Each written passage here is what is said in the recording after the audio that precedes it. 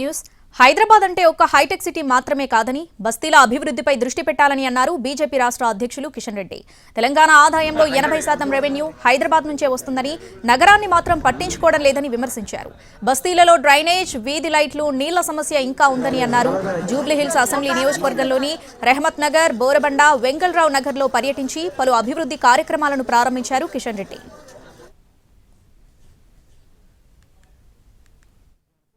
గతంలో బీఆర్ఎస్ ప్రభుత్వం అనేక రకాలుగా మభ్యపెట్టి ప్రజలను మోసం చేసి ఈరోజు ఫామ్ హౌస్కే పరిమితమైంది.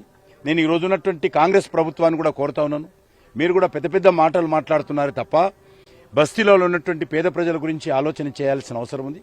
కాబట్టి హైదరాబాద్ నగరం అంటే ఈరోజు అతిపెద్ద ఆదాయం వచ్చేటువంటి నగరం. ఈ రాష్ట్ర ప్రభుత్వానికి 80% ఆదాయం ఒక హైదరాబాద్ నగరం నుంచే వస్తుంది రెవెన్యూ. కానీ హైదరాబాద్ నగర ప్రజలకు కావాల్సినటువంటి ఖర్చు విషయంలో మాత్రము పూర్తిగా నిర్లక్ష్యం వహిస్తారు.